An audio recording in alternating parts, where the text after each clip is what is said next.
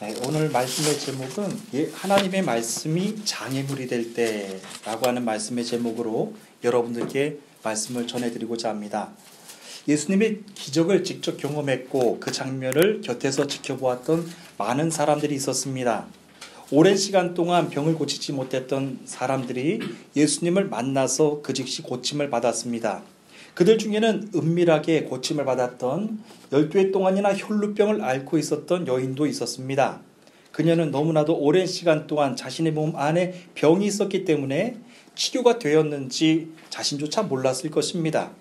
하지만 주님의 말씀의 권능이 병든 몸에 임하자 10수년 동안 자신을 괴롭혀왔던 그 질병도 깨끗하게 나음을 입었습니다. 그 여인의 경우에는 자신도 모르게 고침을 받았기 때문에 그 주변에 있었던 사람들은 더더욱 알 길이 없었을 것입니다.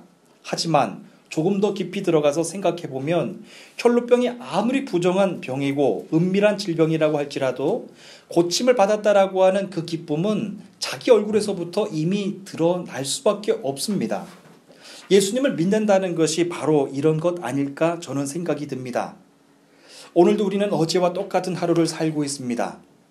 하지만 똑같은 하루를 보내고 똑같은 일상을 지나고 똑같은 일을 한다고 할지라도 어떤 이들은 날마다 반복되는 삶을 그저 지루하게 보내는 사람들이 있고 또 어떤 사람들은 이처럼 하루를 기뻐하면서 자신이 나음을 깨달은 사람들은 기뻐하면서 살아간다라고 하는 겁니다. 바로 주님을 만난 사람들이 그렇죠. 바로 주님을 만나 자신의 병들었던 마음, 병들었던 비전, 병들었던 몸을 깨끗하게 치유받고 살아가는 사람들이 이처럼 기쁘게 살아갑니다. 성경 속에서 이렇게 주님을 만나 고침을 받은 사람들은 예수님을 따라다니면서 생명의 말씀을 많이 들었습니다. 그렇게 많은 사람들이 예수님을 따라다녔습니다. 그러나 여러분 생각해야 될 것이 있습니다. 그러면 동시에 예수님을 떠나는 사람들도 참 많았다라고 하는 겁니다. 모든 사람들이 다 따라다니지 않았습니다. 예수님을 떠난 사람들도 있었습니다. 저는 오늘 그 사람들에 대해서 여러분들과 함께 생각해 보면서 말씀을 증거하고자 합니다. 다 함께 오늘 주시는 본문 가운데 6장 60절과 61절 말씀을 먼저 다 함께 읽겠습니다. 60절 61절입니다. 다 함께 읽겠습니다. 시작. 제자들 중에 여러분 예수님 말씀을 듣고 말했습니다. 이 말씀은 어렵다. 누가 알아들을 수 있겠는가? 예수님께서는 제자들이 이 문제로 수군거리는 것을 아시고 그들에게 이런 말씀을 하셨습니다. 이것이 너희에게 장애물이 되느냐? 아멘. 믿음의 사람들의 신앙의 위기는 언제 찾아옵니까? 기적을 경험했을 때는요, 우리들의 신앙이 천국까지 영원할 것 같습니다. 그 어떤 고난이 오더라도 나는 말씀으로 이겨낼 수 있어, 나는 믿음으로 이겨낼 수 있다라고 생각을 합니다. 하지만 주님의 말씀이 내 안에서 거북해질 때가 있습니다. 해석이 되지 않을 때가 있다는 것이죠. 그럴 땐 사람들은 대부분 예수님을 떠납니다. 말씀이 더 이상 자신에게 들어오지 않기 때문에 그렇죠. 세상 사람들은 누군가 갈등이 있거나 다툼이 있으면 서로 헤어집니다. 하지만 주님을 떠나는 이유는요, 주님과 싸웠기 때문에, 주님과 갈등이 있기 때문에 떠나는 것이 아닙니다. 주님의 말씀이 장애물이 되기 때문에 떠납니다.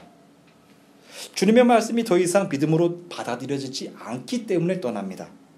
하나님께서 오늘 우리에게 주시는 말씀은 바로 그 직전에 예수님이 자기 자신을 생명의 빵이라고 말씀하셨던 그 장면 바로 다음에 이어지는 말씀입니다. 예수님은 자기 자신이 하늘에서 내려온 생명을 주는 빵이라고 하시면서 내가 줄 빵은 나의 살이다. 내 살은 세상에 생명을 준다라고 말씀하셨습니다. 그리고 말씀하시기를 인자의 살을 먹지 않고 또 그의 피를 마시지 않으면 너희 속에 생명이 없다라고 말씀하셨습니다. 예수님을 알지 못하고 이 말씀을 듣는다면 충분히 오해가 될 수도 있는 말씀입니다. 이는 실제로도 초기 기독교 역사에서도 드러났는데요. 예수님을 믿는 성도들이 핍박을 받았던 이유들 가운데 하나가 되었습니다. 예수님을 믿는 사람들은 주님이 말씀하셨던 것처럼 실제로 사람들을 죽여서 살을 먹고 피를 마신다라고 생각해서 아주 미개한 사람들로 취급을 받았던 적이 있습니다. 그리고 살인자라고 하는 오명을 받아서 낙인 찍힌 채로 살았습니다. 이것은 실제 역사입니다. 당시 상황이 이 정도였으니 제자들이 생명의 빵에 대한 말씀을 이해할 리 없고 오해할 수밖에 없다라고 하는 것을 우리가 알 수 있습니다. 예수님께서 자신을 생명의 떡으로 말씀하신 건요, 세상에 자기 자신을 선언하신 뜻입니다. 요한복음에는 예수님 자기 자신을 선언하신 것이 일곱 가지가 나오는데, 나는 생명의 떡이다. 나는 세상의 빛이다. 나는 양의 문이다. 나는 선한 목자다. 나는 부활이요 생명이다. 나는 참 포도나무다 라고 말씀하시면서 자기 자신을 세상에 선언하셨다라고 하는 뜻입니다. 그러니 오늘 말씀에서 예수님의 제자들이 이 말씀을 듣고 얼마나 당혹스러워했을지, 얼마나 어려워했을지 충분히 상상이 되는 모습입니다.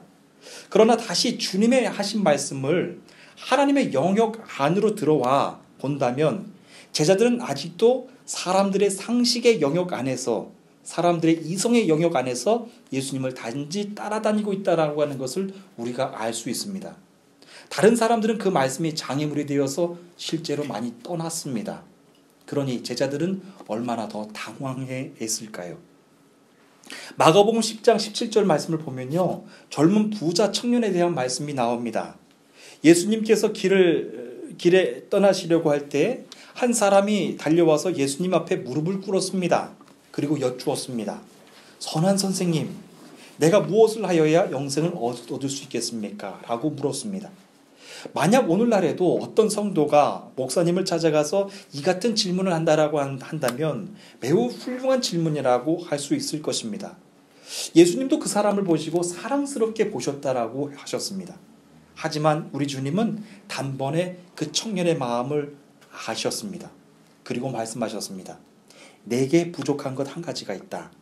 가서 내가 가진 것을 모두 팔아 가난한 사람들에게 주어라. 그러면 하늘에서 보화가 있을 것이다. 그리고 와서 나를 따르라. 라고 말씀하셨습니다. 예수님의 말씀을 들었던 그 젊은 부자는요, 그 말씀을 듣고 매우 슬퍼하면서 떠나갔다라고 기록하고 있습니다. 하나님의 말씀이 걸리는 경우가 바로 이런 경우입니다. 나의 기대와 나의 계획과 나의 비전과는 상관없는 말씀을 들을 때 그 말씀이 장애물이 됩니다. 장애물은 무슨 뜻인가요? 말씀 때문에 내 삶이 넘어진다는 것입니다. 말씀 때문에 그 비전을 이룰 수 없다라고 하는 뜻입니다. 여러분, 이것은 실제로 맞는 말씀입니다. 이처럼 말씀은 예수님을 믿고 따라가는 제자들에게도, 오늘날 성도들에게도 삶을 때때로 넘어지게끔 만듭니다. 그리고 그의 계획과 비전을 완전히 내려놓게 만들기도 합니다. 이스라엘 백성 200만 명 이상을 이끌며 출애굽을 시작했던 모세는 기름지고 비옥한 가나안 땅을 기대하고 비전을 세웠을 것입니다. 하지만 모세가 처음 봤던 것은 이집트를 나서자마자 거대한 홍해바다를 봤던 것이죠. 비전으로 출발했지만 그의 앞에 장애물을 본 것입니다. 홍해바다는 말씀의 장애물 정도가 아니라 가나안 땅을 못 들어가게도 만들 수 있는 실제의 장애물이었습니다. 그 거대한 장애물을 보는 순간 이스라엘 백성들은 후회하고 원망하는 소리들이 여기저기에서 짐승이 우는 소리처럼 나왔습니다. 이집트에 있었으면 편하게 살 수 있었을 텐데 이젠 우리가 다 죽은 목숨이라고 하면서 원망하고 불평하고 모세에게 화를 냈습니다. 모세는 앞에 놓인 거대한 장애물을 세상의 영역 안에서, 인간의 이성의 영역 안에서는 도저히 가를 수 없었을 것입니다. 저는 이것이 우리들의 실제적인 고민이고 답답함이라고 생각을 합니다. 하나님을 열심히 믿는데요, 하나님께 열심히 기도하는데요, 갑자기 앞에 거대한 장애물이 보일 때가 많다는 것이죠. 오늘 이 자리에 모신 여러분들에게도 이런 상황은 자주 일어날 것입니다.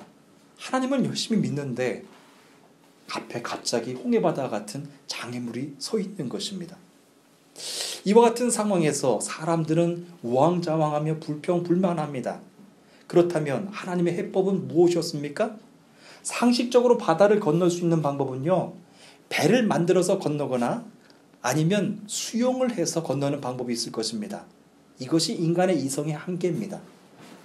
그런데 하나님의 방법은 이 인간의 이성의 한계 속에서 일하시지 않으셨다는 하는 것에 우리는 주목해야 됩니다.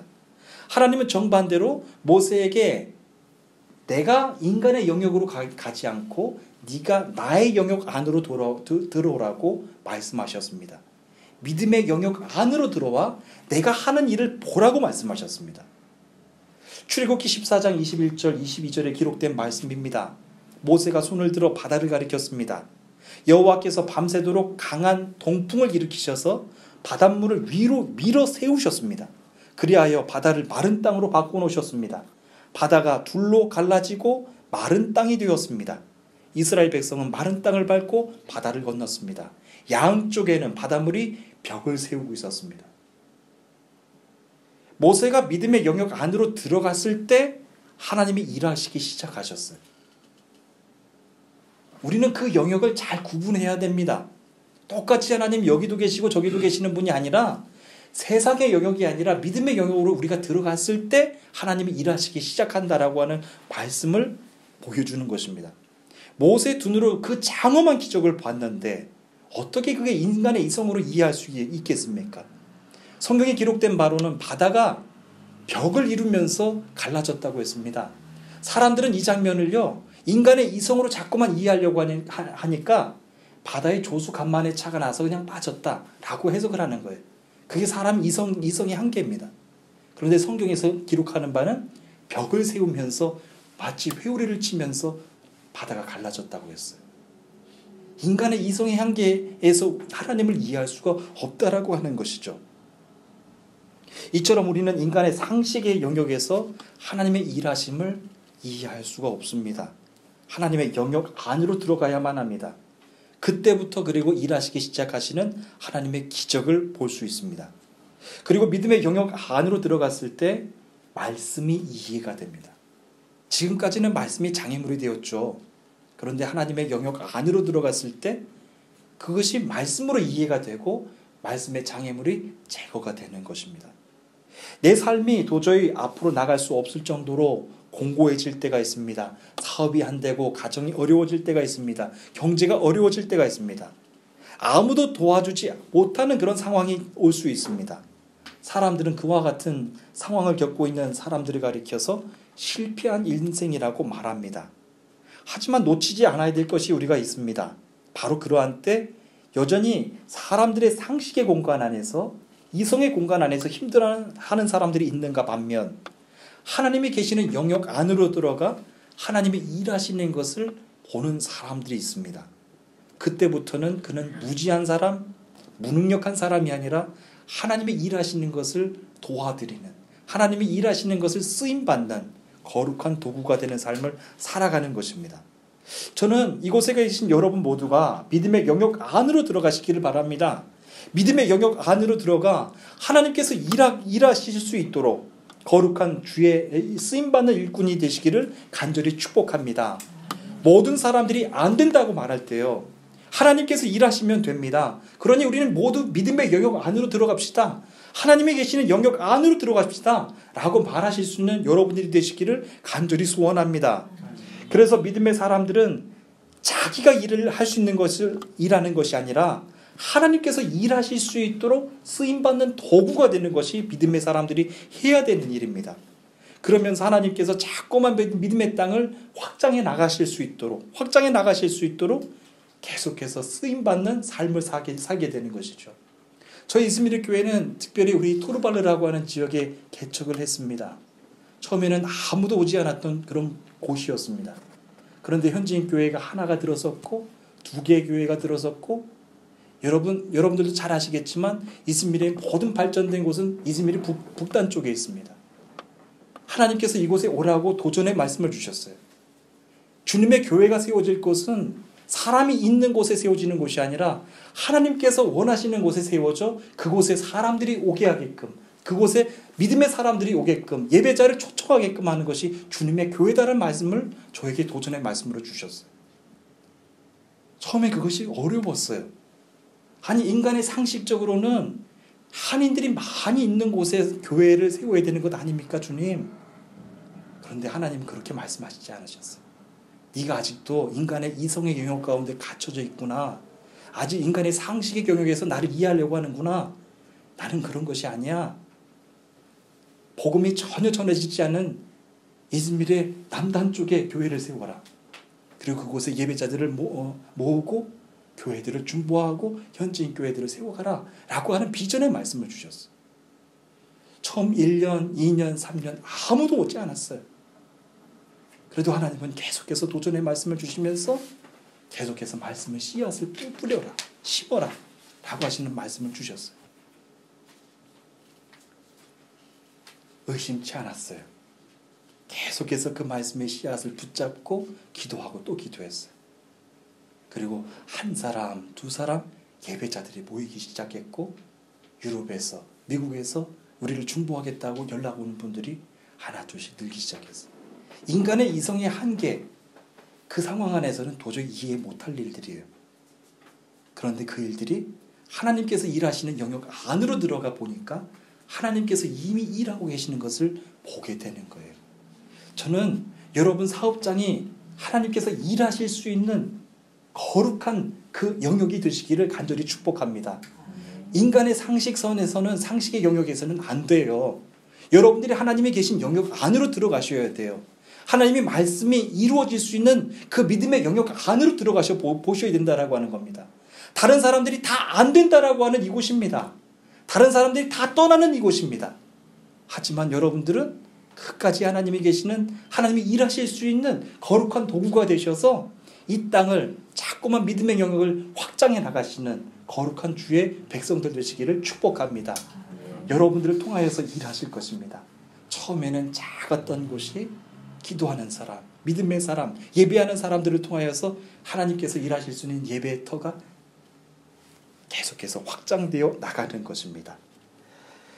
우리 계속 이어서 62절과 63절에 있는 말씀을 읽도록 하겠습니다. 62절, 63절입니다. 우리 읽겠습니다. 읽겠습니다. 시작. 그렇다면 인자가 전에 있던 곳으로 올라가는 것을 너희가 보면 어떻겠느냐. 생명을 주시는 분은 성령이시다. 그러므로 사람의 힘은 전혀 쓸모가 없다. 내가 너희에게 한 말을 성령의 말씀이고 생명의 말씀이다. 아멘. 말씀을 따라서 산다라고 하는 것은 자신의 이해를 포기하는 것입니다. 그리고 하나님의 편에서 나의 삶을 이해하기 시작하는 것을 말합니다. 그래서 말씀을 따라서 산다라고 하는 것은 자신이 이해해왔던 비전을 포기하고 내려놓는 것입니다. 여러분 이것을 절대로 오해하지 않고 들으시기를 바랍니다. 하나님은 이성을 포기하고 믿음을 가지라고 말씀하시지 않으십니다. 믿음이 있기 위해서는 이성이 없어져야 된다라고 말씀하시지 않습니다. 이 말씀의 뜻은 내가 이해해왔던 이성의 한계 안에서 그 계획했던 그 계획을 내려놓으라고 하는 거예요. 말씀을 따라서 산다라고 하는 것은 내가 이해했던 비전을 내려놓는 것이지 이성 자체를 내려놓으라고 하는 말씀은 아니에요. 하나님께서 행하실 터이니, 하나님의 계획과 하나님의 방법대로 행하실 터이니 믿음의 영역에서 인간의 이성을 활용하라고 말씀하시는 거예요. 어떤 이들은 이것을 무지한 채로 살아가라고, 하나님께서 이성을 싫어하신다라고 생각하시면서 믿음 없는 사람아 라고 말합니다. 그러나 이것은 하나님의 섭리와 하나님의 창조에 대해서 오해하는 것입니다. 하나님은 절대로 이성을 포기하고 이해를 포기하고 믿음을 가지라고 말씀하신 적이 없어요. 믿음의 영역 안에서 하나님의 계획을 이해하라고 하는 것입니다. 여러분들이 왜 아무도 오지 않는 터키에 와 계십니까? 여러분들이 왜 아무도 개척하지 않는 이곳에 와서 사업을 하시고 이곳에 와서 공부를 하십니까? 여러분 이상한 거예요. 인간의 이성에서는 내가 여기 왜 있지라고 하는 질문을 드릴 수밖에 없어요.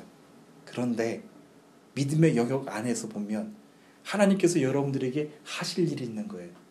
하나님께서 여러분들을 특별히 지명하여 세우셔서 여러분들을 통해서 하실 일, 여러분들을 통해서 믿음의 그 영역을 점점 더 확장해 나가기를 원하신다라고 하는 것입니다. 저는 여기 이 터키에도요, 홍해바다가 갈라지기를 바랍니다. 단단하게 묶여져 있었던 그 홍해바다가 믿음의 사람들의 믿음에 선포되는 말씀을 통해서 이 땅 이 땅을 가두고 있었던 홍해바다가 다 열리게 되는 기적이 나타나게 되기를 바랍니다. 그 홍해바다를 통해서요, 믿음의 사람들이 들어오고 예배자들이 들어오고 믿음의 사람들이 세워가는 기업들이 많이 세워지고 하나님의 정신을 가지고 하나님의 마인드를 가지고 계속해서 이 땅이 복되게 개척되어 나가는 환상을 꿈꾸는 거예요. 여러분들이 그 거룩한 쓰임을 받고 계시는 거예요. 지금 여러분들을 통해서 이제 더 많은, 이제 지금까지는 그 시작이 미약했다라고 하지만 하나님께서 일하시면요, 바다가 회오리를 치면서 벽을 치면서 그 길을 열어주신다라고 하는 것을 믿으시기를 바랍니다. 여러분들을 도울 자들을 불러주실 줄 믿습니다. 여러분들과 함께할 정직한 자들, 신실한 자들을 불러주실 줄로 믿습니다.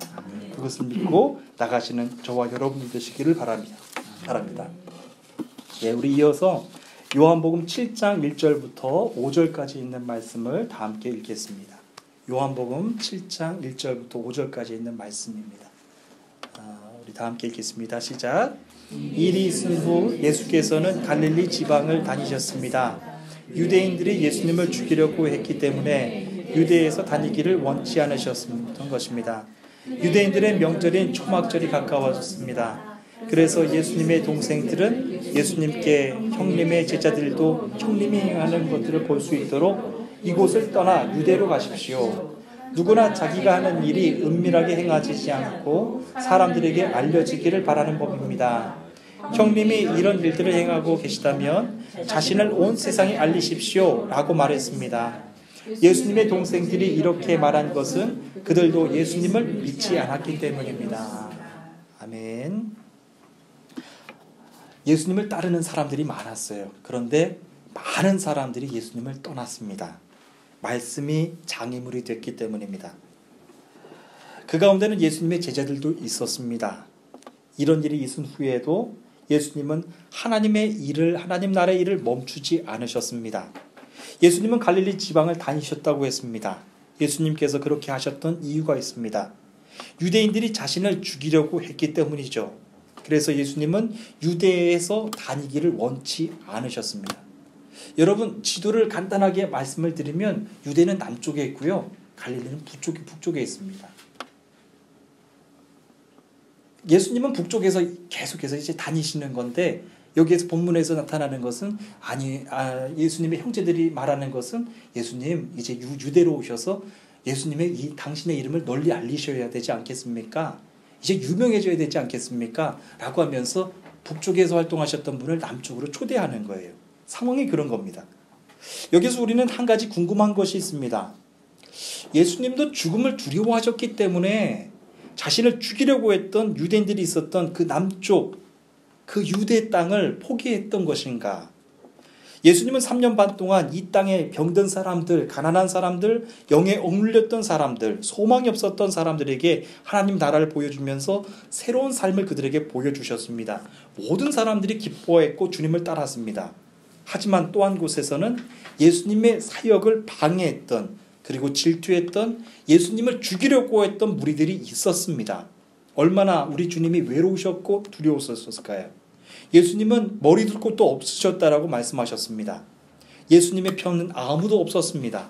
예수님의 제자들조차 누가 나를 배반할 것까지도 예수님은 다 알고 계셨습니다. 그러니 나를 팔 자가 누군지도 알고 계셨으니 얼마나 예수님은 제자들 사이에서도 외로우셨을까? 인간적으로 생각하면 정말 하루하루가 두려우셨을 것 같습니다.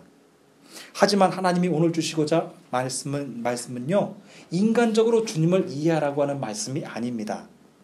유대로 가야 되는데 왜 갈릴리에 머물러 계셨을까? 두려우셨을 거야 라고 하면서 인간적으로 이해하기 위해서 주시는 말씀이 아닙니다. 그렇다면 우리는 이것을 하나님의 편에서, 하나님이 계시는 믿음의 영역 안에서 이해해야 됩니다. 하나님의 편에서 예수님은 왜 예루살렘으로 가시지 않으셨을까? 라고 한번 생각해 보시기를 바랍니다. 그것이 무엇이었을까? 우리 이어서 요한복음 7장 6절부터 9절까지 있는 말씀을 읽겠습니다. 6절부터 9절까지 있는 말씀입니다. 읽겠습니다. 시작. 예수님께서는 그들에게 이런 말씀을 하셨습니다. 내 때는 아직 오지 않았다. 하지만 너희 때는 항상 준비되어 있다. 세상이 너희를 미워할 수 있겠지만 나는 미워하고 있다. 이는 내가 세상에 대하여 또 세상이 대하는 일에 대하여 악하다고 증언하기 때문이다. 너희는 명절을 지키러 올라가거라. 나는 이번 명절에는 올라가지 않겠다. 내 때가 아직 이르지 않았다. 예수님께서는 이 말씀을 하시고 그냥 갈릴리에 머물러 계셨습니다. 아멘. 네, 예수님께서 예루살렘으로 가시기를 원하지 않으셨던 이유는 십자가 때문이었습니다. 그에 담은 십자가에서 찾을 수가 있는데요. 예수님은 사람들에게 죽임을 당하시면 안 됩니다. 왜냐하면 예수님은 세상을 살리기 위한 아무런 흠도 없는 산 제물로 십자가에서 죽으셔야만 하기 때문입니다. 십자가는요, 예루살렘 안에 있습니다. 남쪽에 있죠. 생각해 보십시오. 십자가에서 희생 제물로 죽는 것이 예수님의 갈 사명의 길이라고 한다면 그냥 남쪽으로 가면 됩니다. 하지만 지금 가셔서는 안 됩니다. 아직 아버지의 정한 때가 아니기 때문입니다. 아버지께서 준비하신 그 십자가의 때가 아직 오지 않았기 때문입니다. 사랑하는 우리 주님의 성도 여러분, 두 가지를 기억하시기를 소원합니다. 하나는 십자가의 제물입니다. 제물은 자기 혼자서는 못 죽는 게 제물의 특징입니다. 제물은 죽임을 당할 때까지 살아있어야 됩니다. 왜 예수님께서 예루살렘에 가시기를 원치 않으셨던가? 예수님은 사람들에게 그냥 죽임을 당하시는 그냥 시체가 돼서는 안 되기 때문에 그래요. 시체와 희생제물은 다른 거예요. 두 번째는 하나님이 정하신 때가 아직 오지 않았기 때문에 가시지 않았다라고 하는 것을 알 수 있습니다. 십자가의 때는요, 예수님이 정할 수 있는 게 아니에요. 십자가의 때를 정확하게 아버지가 정하시는 그 시간 가운데 가셔야 됩니다. 로마 당국은 십자가를 거짓으로 꾸미기 위해서 온갖 계략을 다 세웠습니다. 예수님의 시체를 도둑 맞았다고 하자. 아니다. 예수님은 죽으신 게 아니라 다른 곳으로 도망가신 것이다. 예수 그리스도의 십자가 사건에 대해서 가짜 뉴스를 만들면서 예수님의 십자가를 얼마나 모함했는지 모릅니다. 그러나 예수님께서 십자가의 때가 정한 때가 올 때까지 가시지 않았던 이유는 그 때를 주님조차도 스스로 정할 수 없었기 때문입니다. 예수님께서 그 십자가에 정하신 때까지 예루살렘 안으로 들어가서는 안 되기 때문입니다. 그런데 여러분, 성경의 말씀에 기록된 말씀을 여러분들 다 아시죠? 하나님이 정하신 때 다 이뤘다라고 운명하셨어요. 하나님이 정하신 때 부활하셨고 승천하셨어요. 그것이 아버지 때에 정확하게 예수님께서 이루신 말씀입니다. 세상의 정의가 사라지고 악이 가득할 때 우리는 과연 하나님이 살아계시는가? 믿음을 잘 지켜나가는데도 불구하고 하나님이 함께 일하고 계시지 않을 것 같을 때 나는 정말로 하나님께서 일하고 계시는가? 회의가 들 때가 많습니다. 나도 말씀이 장애물이 되어서 떠나고 싶을 때가 많습니다. 고난의 문제가 너무 무겁고 고통스러워서 하나님의 회복의 때가 정말로 오는 것인가? 라고 하며 의문의 때를 가질 때도 있습니다. 바로 그와 같은 때 우리가 모두 기억해야 될 것이 있습니다. 하나님이 정하신 때입니다. 하나님이 정하신 때가 있음을 깨닫는 사람은요, 더 이상 고난을 고난이라고 말하지 않습니다. 로마서 5장 3절 4절 이하의 말씀입니다. 우리가 환난 중에도 즐거워하나니 이는 환난은 인내를, 인내는 연단을, 연단은 소망을 이루는 줄 알미로라 라고 말씀하셨습니다. 어떻게 여러분 환난 중에도 즐거워할 수가 있겠습니까? 어떻게 여러분 환난 중에도 인내할 수가 있겠습니까? 어떻게 소망을 이룰 수 있겠단 말입니까? 고난 중에도 여러분 어떻게 이것이 가능하단 말입니까? 사도 바울은 하나님의 정한 때가 있음을 정확하게 믿고 따라갔던 거예요. 그래서 자신이 고난을 받음에도 불구하고 회복하고 영광으로 세워주실 때가 있다라고 하는 것을 알고 이 말씀을 기록했다라고 하는 것입니다. 저는 여러분들의 모든 때도 하나님께서 다 정하고 계시는 줄로 믿습니다. 병약한 분들이 계십니까? 하나님께서 고치시는 때가 있음을 믿으시기를 바랍니다. 가난하고 경제적으로 어려운 분들이 계십니까? 하나님께서 후하게 회복해 주시는 때가 있음을 믿으시기를 바랍니다. 시작하는 그 단계에서 여러분들에게 원하시는 것, 하나님의 때가 있음을 믿고 나는 그 길을 올곧게 나가기를 원합니다. 라고 고백하는 것입니다. 이곳에 계신 여러분 모두를 그렇게 축복합니다. 지금 이 시간 어렵고 힘들더라도 하나님이 정하신 때, 그때 여러분 모두를 이 땅에서 크게 써주실 줄로 믿습니다. 오늘도 우리 모두는 믿음의 영역 안에서 살고, 그리고 세상 영역 안으로 병행하면서 그렇게 왔다 갔다 하면서 삽니다. 언제 말씀이 장애물이 됩니까? 하나님의 말씀의 영역 가운데 있을 때가 아닙니다. 세상의 영역 가운데서 하나님의 말씀을 들을 때 말씀이 장애물이 될 수 있다라고 하는 것입니다. 하지만 믿음의 사람들은 그럴 수 없습니다. 믿음의 영역 가운데 여러분들이 오셔서 하나님께서 일하시는 것을 함께 보고 쓰임받는 거룩한 삶을 살아가시는 저와 여러분들이 되시기를 간절히 축복합니다. 다 함께 기도하시겠습니다.